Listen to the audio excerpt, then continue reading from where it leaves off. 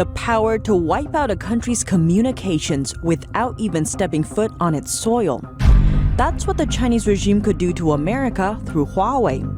Telecoms acts as the central nervous system for all critical infrastructure.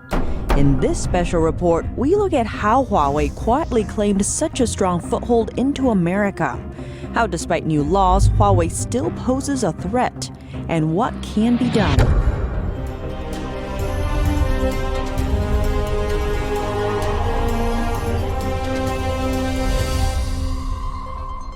Welcome to China in Focus. I'm Tiffany Meyer. What would happen if America's most critical infrastructure was controlled by adversarial powers? What happens if it has the world's most powerful military, but no way to communicate? You can secure the borders. You can bar flights. Aeroflot can't land in the U.S. So you can bar Chinese originating flights from landing in the U.S. It really doesn't do anything because this is a global network. Everything is interconnected. But if China said, we're going to start giving unreliable information, we're not going to turn it off, we're going to give bad data, you could take a state or entire sections of the country offline for their power supply, for their healthcare information. You could shut down banking without ever setting foot in the country. That's John Pelson, author of the book Wireless Wars, China's Dangerous Domination of 5G and How We Are Fighting Back. So what are some of those dangers? China, through companies like Huawei, was able to really destroy the Western telecom manufacturers that had created cellular telephones and wireless technology and replace them.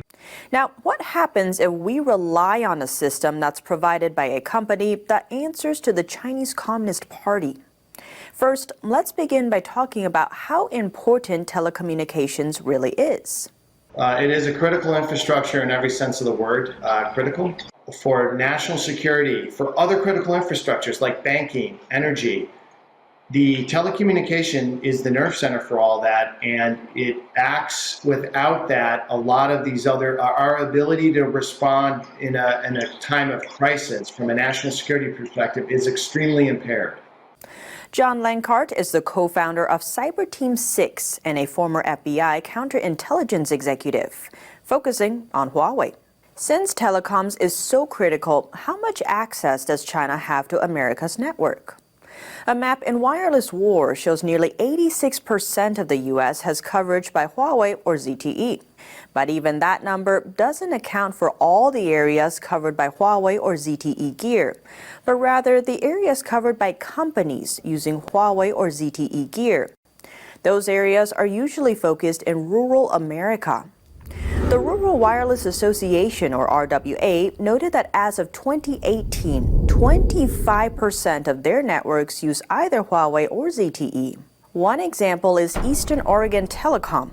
In 2015, the service provider announced that Huawei, as its partner, would launch a gigabit broadband network in rural Oregon. The company has poured over $34 million into buying Huawei equipment. But lawmakers and intelligence officials started getting fearful of too much Chinese equipment on U.S. soil.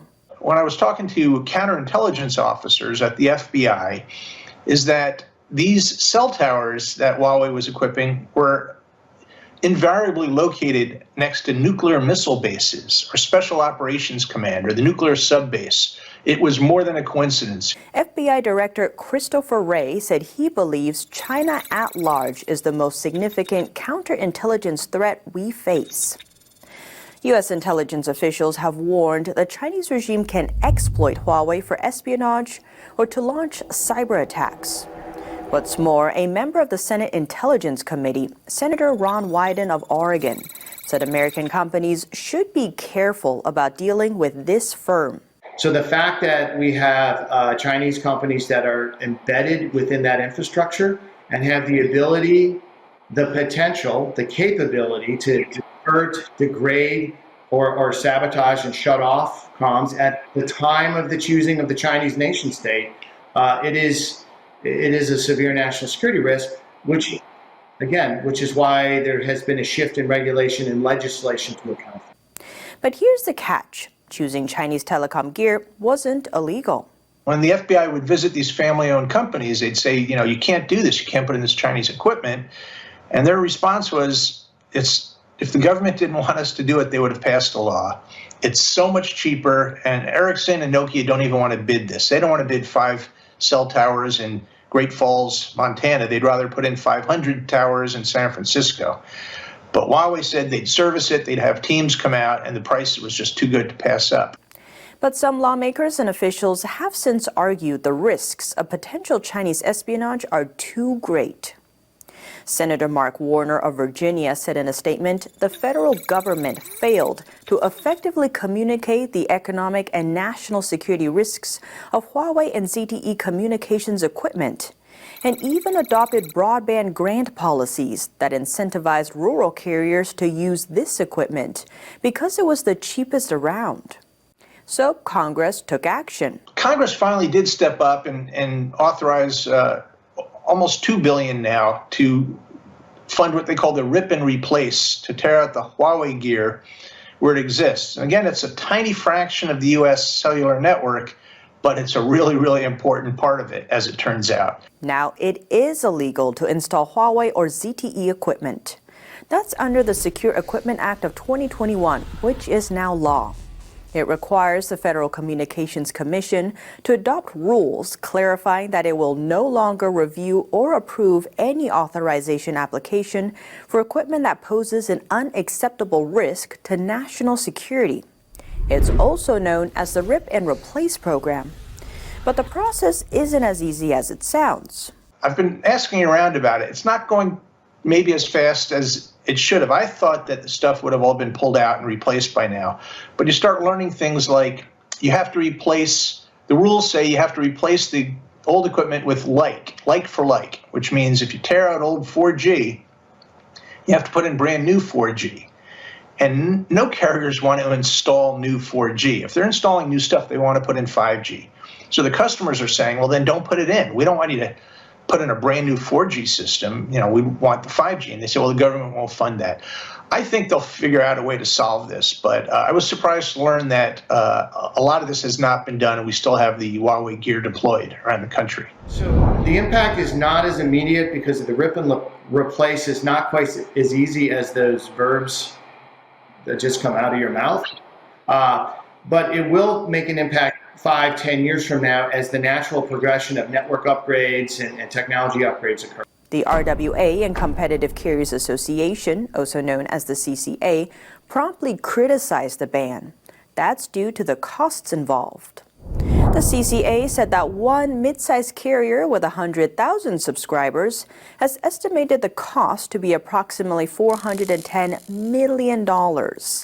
The head of the CCA said that by removing and replacing network equipment, rural carriers were essentially attempting to rebuild the airplane in mid-flight.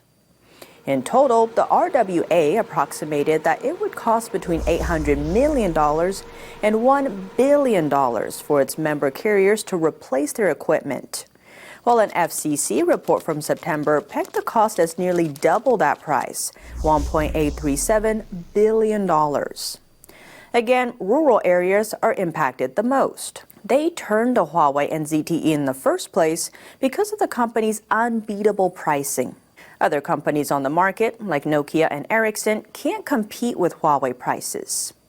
Reuters reported in 2019 that over a dozen rural American telecom carriers were actively trying to strike a deal with the Scandinavian firms, but price remained an issue. According to the report, Huawei charges between 30% to 50% less than its rivals. They would show up and they would bid just absurdly low prices. Maybe Nokia would say this is going to be a $30 million piece of the project. And Ericsson would say we'll do it for $28 million, and Huawei would say we'll do it for $5 million or $10 million. And it just didn't make any sense because everybody was making the equipment in China anyway. So how could Huawei do that? With a little help from the Chinese regime. The Chinese government was subsidizing Huawei so extensively. The Wall Street Journal estimated it was a $75 billion subsidy over about 10 or 15 years, that they could undercut everybody. FBI Special Agent Roman Rozovsky once likened the Chinese regime to a giant company posing as a country. Lankart also notes the biggest difference between Beijing and Washington. The totality of the effort, right? Here in the U.S., we have a very siloed understanding of here's the intelligence community, and here's the military, and here's commercial folks, and here's private citizens doing their own business. And there are cultural and legal barriers for interaction on some of these. Clearly, from a legal perspective, none of that exists in the Chinese nation state.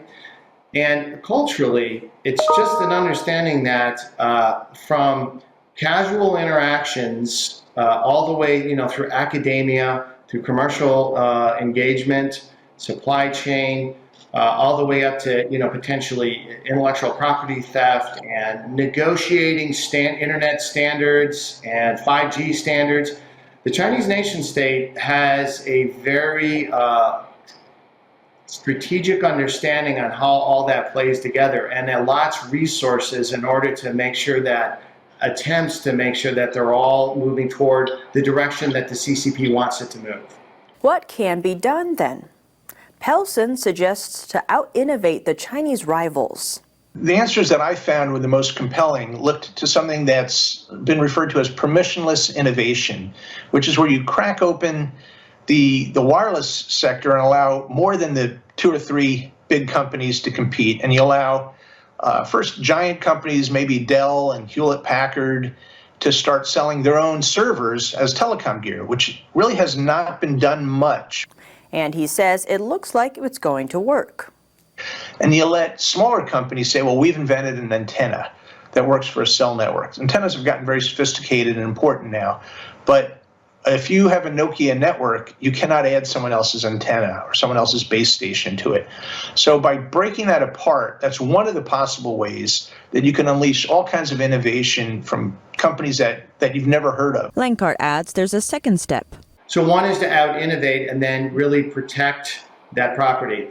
The second is that we need to continue to show in recently news reporting that is out showing that Huawei is assisting the Russian efforts in the Ukraine, the invasion of the Ukraine, because they have access into the Ukrainian telecommunications infrastructure. So the ability to bring that data out, show it's not even the necessarily the content of the traffic, but if you look at, well, here are the cell phones, the mobile devices of Ukrainian military members, and here's where they're geolocating on mobile towers that are owned and controlled by Huawei. He goes on to note that U.S. strength is also its weakness. We are decentralized, a little more chaotic on that, which is great for innovation, but it's hard then to counter a threat that is moving across the full spectrum of power, if you will, from all the methods I described to blunt that in a coordinated fashion. So the strength, our chaos, our decentralization, our ability to innovate, a huge strength of ours, but it also is the weakness that's exploited by the Chinese Communist Party. But despite those dangers, not all hope is lost. One of the most incredible things I've seen is that this is a completely bipartisan issue. I've done briefings in Washington, and I see no other topics where people from the Biden administration and the Trump administration are talking to each other and cooperating with each other and seem to have a common goal. And in fact, is literally the only major issue where I think there's full agreement across the parties. And that gives me hope that we can really stand up a good solution to what we're facing as a strategic threat from China. I'm happy to be at a point where the nature of this threat is so much more, it's so much better understood now than it was a decade ago. The idea that Huawei presents a national security threat has gone from a small technical problem and how did the switches work to now an understanding that it is a strategic problem both here in Western Europe, in the Pacific Rim. With that shift in awareness, laws have started to be passed pushing for less dependence on Chinese equipment. But as experts warn, until then, we remain vulnerable. No matter how secure our borders, how strong our military might, the Chinese regime still has a way to wipe out communications without even setting foot on our shores.